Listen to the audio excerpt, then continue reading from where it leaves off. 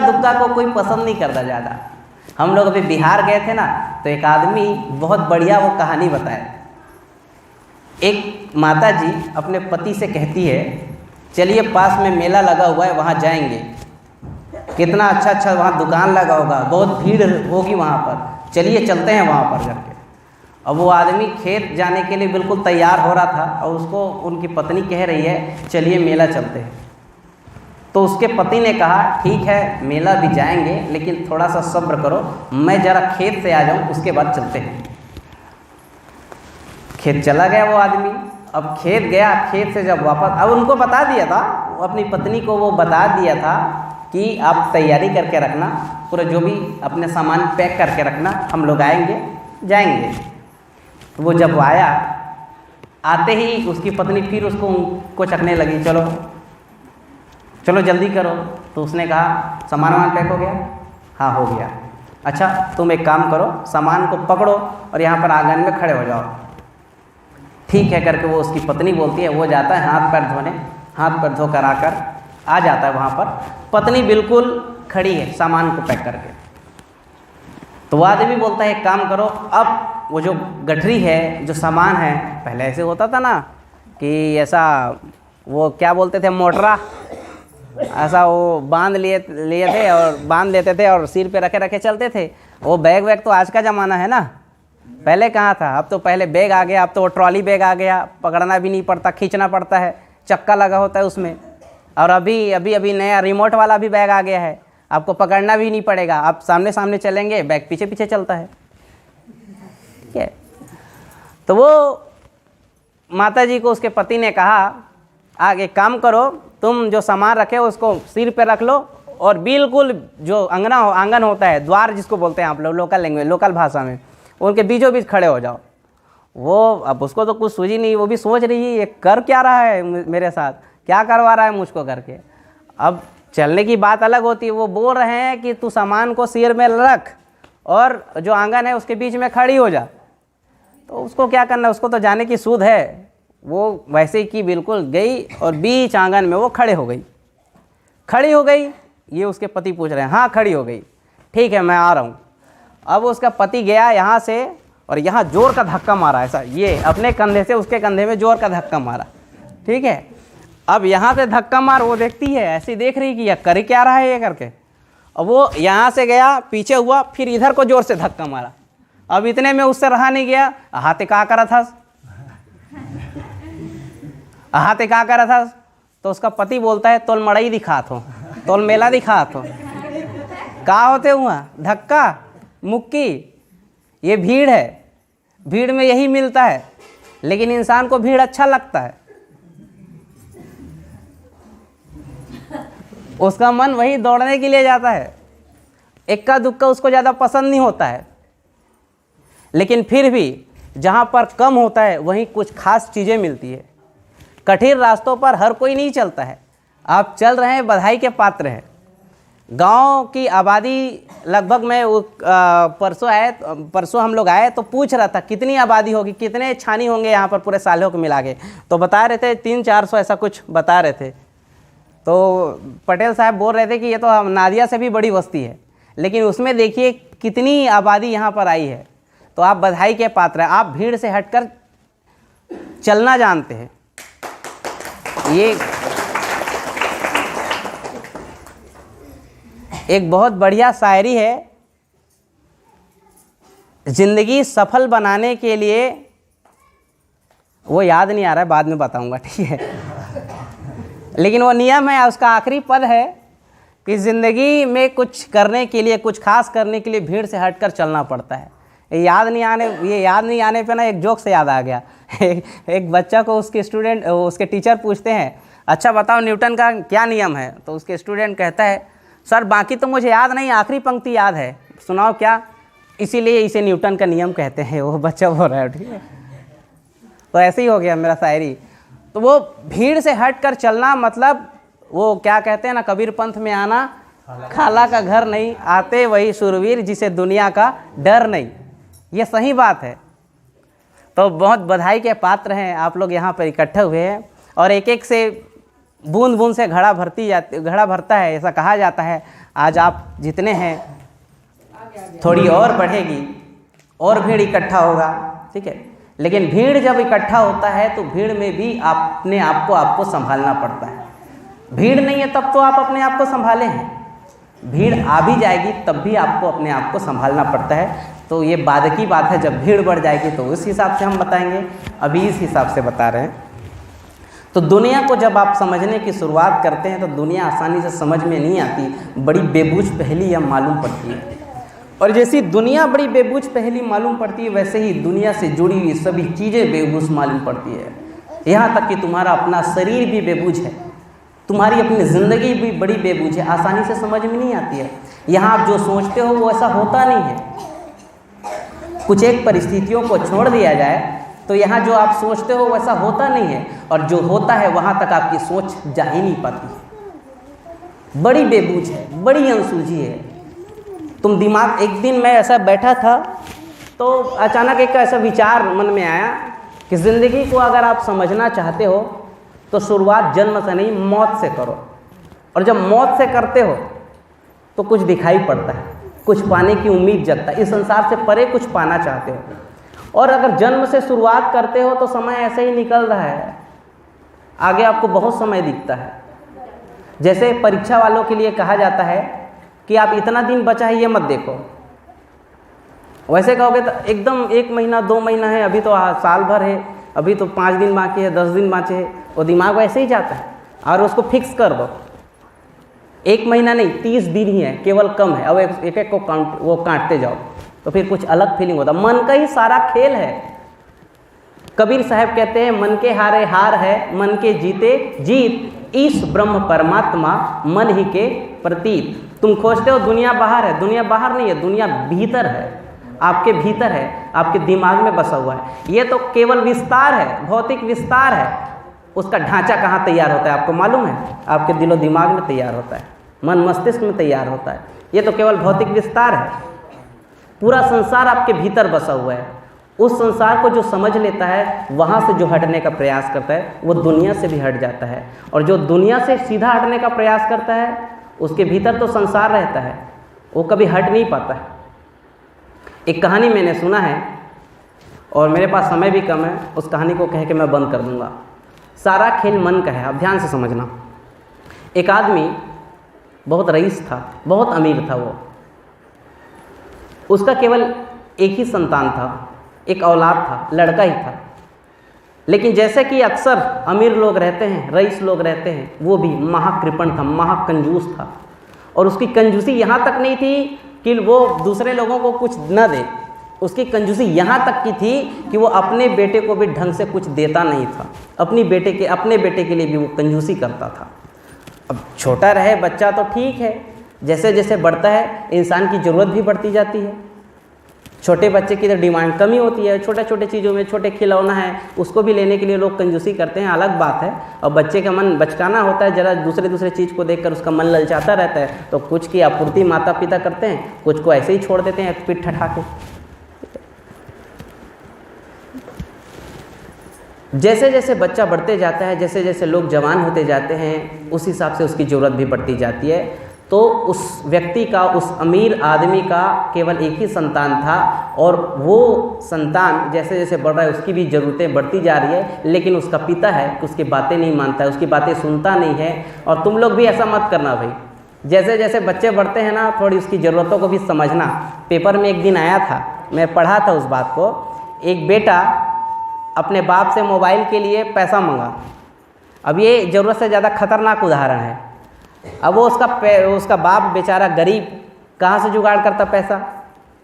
तो बस खेत से वो आया था एक दिन, बहुत दिन हो गया उस बेटे को कहते कहते, पापा मेरे लिए मोबाइल ले दो, पापा मेरे लिए मोबाइल ले दो। पापा का ध्यान नहीं जाता था। अब ध्यान क्यों नहीं जाता था? बेचारे की मजबूरी थी, किसान था वो, कमाता था तब खाता था। लेकिन ये बेटा सर पे चढ़े जा रहा है, छाती में चढ़ के मांग रहा है, पापा मेरे को मोबाइल चाहिए, दो नहीं तो घर से निकल जाऊँगा। अब पापा समझाया तक समझाया, क्या करेगा, नहीं माना तो वो अपना काम करता था, ये चिल्लाते जाता था। अब ये बेटा देखा बाप तो मान ही नहीं रहा है, और जब तक इसके आगे मैं हाथ फैलाते रहूं तब तक तो कुछ मिलने वाला नहीं है। तो उसने एक प्लानिंग बना ली, और प्लानिंग भी बहुत ख़तरनाक बना लिया। बाप आया खेत से, बस फावड़ा रखा ही है, हाथ मुँह धो रहा है, बेटा उठाया फावड़ा मार दिया उसके सर पे, बाप मर गया। ये सच्ची घटना है ये। तो आपको जो इस उम्र के लोग हैं उसकी मानसिकताओं को भी समझना चाहिए। सबसे पहले तो अभी एक साहिब जी बता रही थी, साध्वी साहिब जी, कि बच्चों को आप संस्कार दो, क्योंकि आप ही हो सब कुछ। माँ और बाप, बाप का तो ज़्यादा निष्क्रिय रहता है, बाप तो काम में लगा रहता है, माँ उससे ज़्यादा रहती है, माँ का उससे ज़्यादा लगाव रहता है। वो अगर चाहे तो उसका बेटा सुधर सकता है, लेकिन उससे पहले आप उसको खुद को सुधरना पड़ेगा। क्योंकि वो एक छत्तीसगढ़ी में कहावत है, जैसन जैसन घर द्वार तैसन तैसन फरिका, और जैसन जैसन दाई दादा तैसन तैसन लइका। तो सबसे पहले आपको सुधरना होगा उसके लिए। तो उन ऐसे बच्चों से भी मैं कहूँगा कि आप माँ बाप की परेशानियों को समझो, और मैं माँ बाप से भी कहूँगा कि बच्चों की आप मानसिकता को भी समझो। कई बार ऐसा होता है कि बच्चा कुछ खास करना चाहता है, आपकी कंजूसी के कारण उसका जो विकास है वो संकुचित होता है, विस्तार नहीं हो पाता, बढ़ नहीं पाता, बच्चा ठुठक सा जाता है, बच्चा संकुचित सा हो जाता है। तो वो आदमी अपने बच्चे के लिए भी ज़्यादा खर्च नहीं करता था, बहुत कंजूसी करता था। तो उस लड़के का दिमाग ख़राब हो गया, उसने कहा इससे नाता तोड़ना ही ठीक है। तो उसने गुस्से में कह दिया मैं घर छोड़कर जा रहा हूँ, मैं आपके साथ रह नहीं सकता। तो उस आदमी ने भी कहा, अब गुस्से में कौन किसका काबू रहता है, जैसा बाप वैसा ही बेटा। बेटा ने कह दिया मैं जा रहा हूँ घर छोड़ के, बाप ने भी कह दिया जा घर छोड़ के। तोर बिना अटक यही का। गुस्सा में कौन किसको समझता है, आपकी बात नहीं, किसी की बात नहीं। जो आदमी कुछ पाया है जीवन में, जिसने शांति को समझा है, उसकी बस बात अलग हो सकती है। बाकी गुस्सा में कोई कंट्रोल नहीं होता, सब अनकंट्रोल हो जाते हैं, अनियंत्रित हो जाते हैं। वो बाप भी अनियंत्रित हो गया। उसने कहा जा छोड़ के, मैं भी देख लूँगा, क्या समझता है, नहीं जी पाऊँगा मैं, जी लूँगा। भेज दिया उसको, लड़का निकल गया। अब बाप तो जब जवान था तब ठीक था, लेकिन जैसे जैसे बुढ़ापा आ रही है अब उसको डर सताने लगा, कौन मेरा कौन है, और वही तो एक लड़का था। इसके बाद इस संपत्ति का, सारी संपत्ति का वारिस कौन है, वही तो एक था जिसको भी मैंने बाहर निकाल दिया। अब उसकी थोड़ी थोड़ी अकल आ रही है। इंसान को भी अकल पहले नहीं आता, पहले तो बस शादी करता है, जवानी में बच्चे भी पैदा करते हैं, उसका उद्देश्य नहीं पता होता दुनिया में बच्चे क्यों ला रहे हैं। पालन पोषण करता रहता, तो उसका भी उद्देश्य नहीं पता कि क्या करना है, इसको दुनिया में क्या सिखाना है, वो भी नहीं पता होता। बस ज़िंदगी जा रही है ऐसे जैसे वो क्या नदी की धार में पड़ी हुई, पानी की धार में पड़ी हुई सूखी लकड़ी, नदी की धार जिधर ले जाए उधर चली जाए, बस ऐसी ज़िंदगी जाती रहती है, आपको पता ही नहीं आपको पहुंचना कहाँ है। तो उस आदमी को थोड़ा सा होश आया, तो उसने कुछ खोजने वाले भेजे अपने लड़के के लिए, जाओ उसको खोज के लाओ। थोड़ा सा अकड़ कम हुआ उस बाप का, तो वो गया खोजने के लिए। कुछ लोग भेजे जो गए लोग ढूंढने के लिए, लेकिन मिला नहीं। बाप भी थक गया, अब क्या किया जाए, तो क्या करना क्या है, चुपचाप वो हाथ पांव पकड़ के बैठ गया, अब कुछ नहीं हो सकता करके। अचानक एक दिन उसके बेटे का एक पत्र आया। पत्र में लिखा था, पिताजी आपको छोड़ के तो चला गया, लेकिन बहुत मैं कठिन परिस्थिति में हूँ, बहुत संकट में हूँ, लेकिन आपके पास आने की मेरी हिम्मत नहीं है, शर्मिंदा सा मालूम करता हूँ। छोड़ के तो आपको गया था, अब आपके पास वापस आने की मेरी हिम्मत नहीं है, थोड़ी शर्मिंदा महसूस करता हूँ, लेकिन अगर आप आ जाओ तो मैं आपके साथ आ सकता हूँ। बाप को भी थोड़ी तसल्ली मिली, तो उसमें एक पत्र में लिख दिया था फलाना फलाना जगह में हूँ, एड्रेस बिल्कुल दिया हुआ था। तो बाप उस लेटर के सहारे, उस पत्र के सहारे निकल पड़ा। बाप गया, रात हुई, अभी मिला नहीं उससे, अपने बेटे से मिला नहीं है, तो एक शानदार होटल में रहा, बहुत शानदार होटल में। होटल जानते हो ना आप लोग, कोई रुके हैं, नहीं रुके हैं, बड़े बड़े लोग रुकते हैं। कहीं जाओ पार्किंग, बड़े शहर में टूरिस्ट एरिया में जहाँ पे कुछ दर्शनीय स्थल जिसको कहा जाता है, तो वहाँ पे बड़े बड़े होटल रहते हैं, बड़े बड़े होटल रहते हैं। और एक क्या नाम देते हैं, मुझे वो नाम नहीं पता, याद नहीं आ रहा है उसको। तो उसमें किराए से आपको 1 रात का 2 रात का किराया कमरा खरीदना होता है, लॉज जिसको बोलते हैं, एक और नाम है, ठीक है। तो वहाँ पर वो फर्स्ट क्लास बहुत बढ़िया शानदार होटल में, वो लॉज में रुका। जैसे ही रात को सो रहा था, तो बाहर से कमरा है, कमरा के बाहर बरामदा है, बरामदा में गेट लगा हुआ है, गेट में ताला नहीं लगा है। बाहर से बस बरामदे के बाहर ही एक आदमी के छींकने की, खांसने की आवाज़ आती थी। इसका नींद डिस्टर्ब हो जाता था, वो सो नहीं पाता था। वो आदमी थोड़ी सी नींद सोने का प्रयास करता था, मुझे छींकने दे, खांसने दे, कोई भी हो, मुझे क्या करना है। तो फिर वो खांसता था, छींकता था, इसकी नींद टूट जाती थी इस आदमी की। तो बहुत परेशान होकर वो निकला। और बहुत झुंझलाने वाला तो आदमी है, जो क्रोधी आदमी होता है उसके लिए थोड़ा सा उसको थोड़ा सा उंगली कर दो, थोड़ा सा कुचक दो उसको, बस उसका पारा गर्म हो जाता है, तो चढ़ जाता है। तो ऐसा भी एक तुनक मिजाज आदमी था। तो जरा सा छीका खांसा वो आदमी, जो बाहर छींक खांस रहा है वो आदमी, थोड़ा सा छीका खांसा, इसकी नींद टूट गई, तो इसका पारा गर्म हो गया। बस ये लड़फड़ाते बिल्कुल ताबड़तोड़ निकल गया, बोलने लगा, तेरे कारण मेरी नींद टूट जा रही है, तू भग यहाँ से, आया क्यों यहाँ पर। अब वो आदमी जो खांस रहा है, छींक रहा है, वो जाने की इच्छुक नहीं, क्योंकि उसकी बीमारी लग चुकी है, वो उसका तबीयत खराब है, दमे की उसको बीमारी है, और वो बाहर बहुत ठंडी है, बाहर जाने की वो इच्छुक नहीं है। फिर भी इस आदमी ने धक्के मार के उसको बाहर निकाल दिया, भग तू यहाँ से, मैं यहाँ पर किराए में खरीदा हूँ, मैंने पैसा दिया है। वो कुछ भला बुरा भी सुनाने लगा उस रेस्टोरेंट, उस लॉज वाले को, उस होटल वाले को, धक्का मार के बाहर कर दिया। फिर आके आराम से सो गया पूरी नींद। सुबह जब हुआ, नींद खुली इसकी नींद खुली तो देखता है बाहर कुछ भीड़ सा लगा हुआ है, भीड़ सा लगा हुआ है, लोग किसी को चारों तरफ से घेरे हुए हैं। तो इसकी भी उत्सुकता जगी, क्या हो क्या गया आखिर। तो गया उनके पास, जाकर देखता है कि आदमी पड़ा है, मर गया है, और चारों तरफ उसकी भीड़ लगी हुई है। दूर से देखा तो कपड़े तो वही मालूम हुए जो रात को उसने देखा था, जिसको वो धक्का मार के निकाला था। उसकी उत्सुकता थोड़ी और जगी, और पास गया वो, और पास गया तो देखता है कि चेहरा थोड़ा जाना पहचाना सा लग रहा है, ये तो उसका अपना बेटा था। रात में धोखे में वो अपने बेटे को मार डाला। ये कहानी जो है रूस का एक विचारक है चेको नाम का, जिसने लिखा है, जिसका वर्णन ओशो ने अपनी पुस्तक में किया है। अपनी संस्मरणों के आधार पर वो कहानीकार बताता है सारा खेल मन का है। मन अगर कहे मेरा है तो फिर मेरा है, और अगर मन कहे मेरा नहीं है तो लोग धक्के मार के बाहर निकाल देते हैं। सारी दुनिया तुम्हारे मन में बसी हुई है, मैं, मेरा, तू, तेरा, सारा भेदभाव मन में बसा हुआ है। ये सारे संत यही बताते हैं, अपने मन की जो आदतें हैं, बुरी आदतें हैं, ये जो मैं मेरा का भाव है, उसको कम करो। कबीर साहब जी इसी को कहते हैं, मन की तरंग मार लो, मन की तरंग मार लो, बस हो गया भजन। मन की तरंग मार लो, बस हो गया भजन, भजन, बस हो गया भजन। आदत बुरी सुधार लो, बस हो गया भजन, भजन, बस हो गया भजन। कोई तुम्हें बुरा कहे, सुन कर करो क्षमा,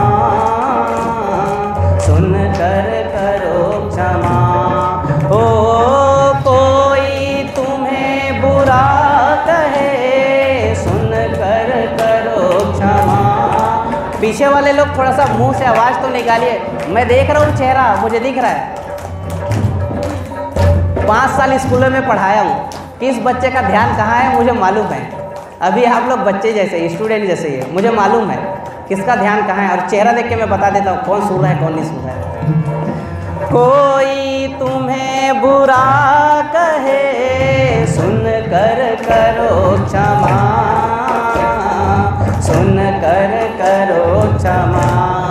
ओ कोई तुम्हें बुरा कहे, सुन कर करो क्षमा,